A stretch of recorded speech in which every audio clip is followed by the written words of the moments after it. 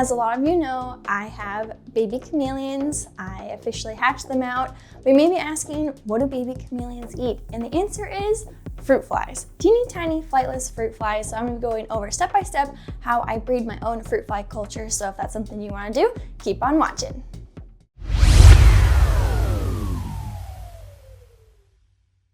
Now there's a ton of different animals that eat fruit flies, and there's a ton of different fruit fly species. I think that's right. I've been breeding Heidi. They're a little bit bigger fruit flies than the other ones that are available, but the Heidi are perfect for newborn baby chameleons. You can also feed these to your dart frogs and a wide variety of other species. So if you're just interested in how to breed your own fruit fly cultures, you're in the right place. So I've been doing this for about 4 months now, so I'm not an expert by any means, but I've managed to keep my fruit flies alive, and I've probably made close to 20 cultures at this point, so I feel pretty good on making a tutorial video. So in order to start a fruit fly culture, you have to have fruit flies to begin with.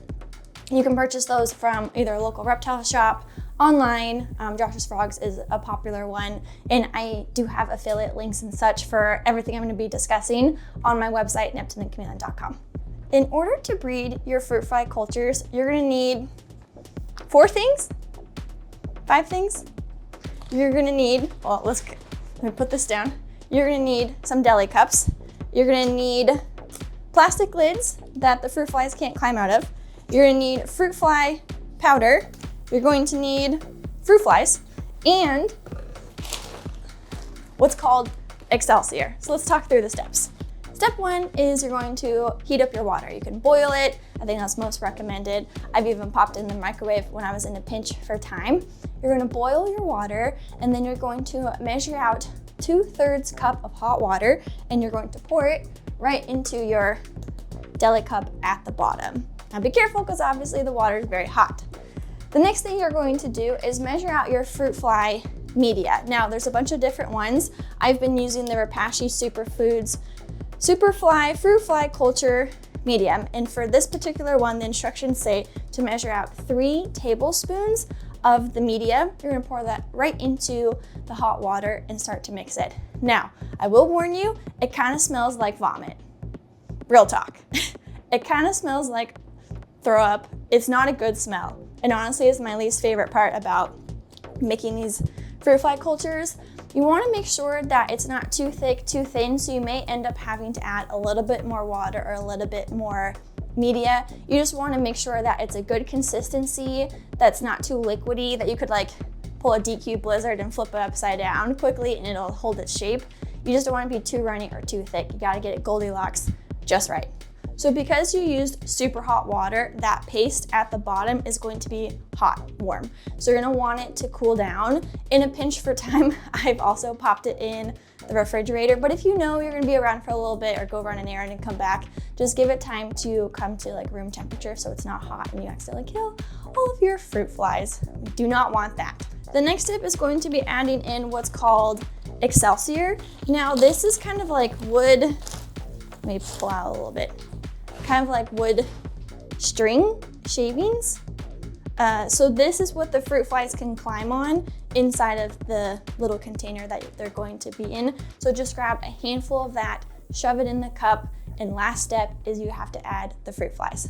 So the fruit flies won't just like spawn out of the media. The media is like food for them to eat and everything. So you do need to have a fruit fly culture to begin with.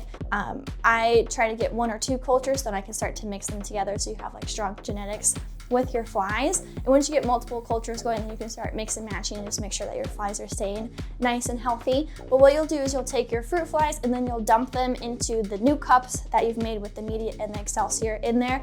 I would say anywhere from like 20-ish fruit flies in there should be good. Quickly pop the lid on there and then you're good to go. One thing you will want to do is write on the lid the date that you started the fruit fly culture and then what type of species. So I like to mark a little H for Heidi. This is especially good if you're breeding multiple different species of fruit flies.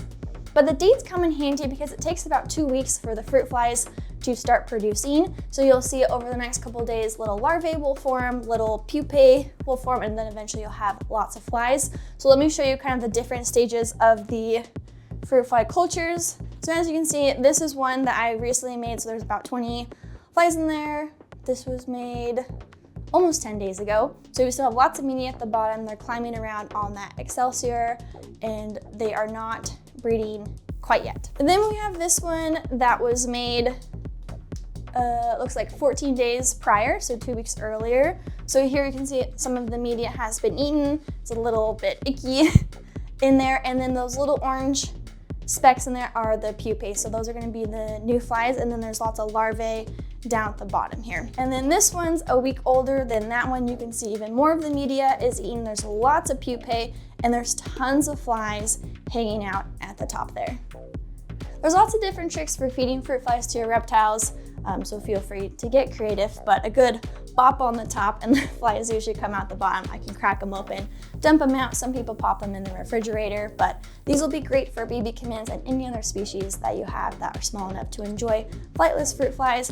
But there you guys have it, pretty easy tutorial. I think they're good about, I do it once a week. I make about 2 cultures for the amount of baby chameleons that I have right now. And if you're anticipating baby chameleons hatching, I would start making your fruit fly cultures in advance because it does take about 2 weeks for them to like start producing flies. So there you guys have it. I hope you enjoyed this video. As always, be sure to give it a thumbs up.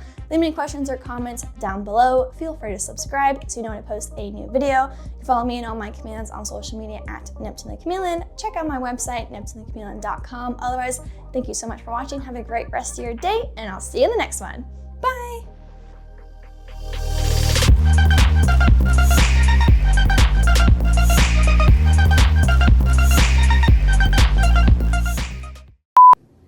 Deli cups. Just right. Gotta close the store again.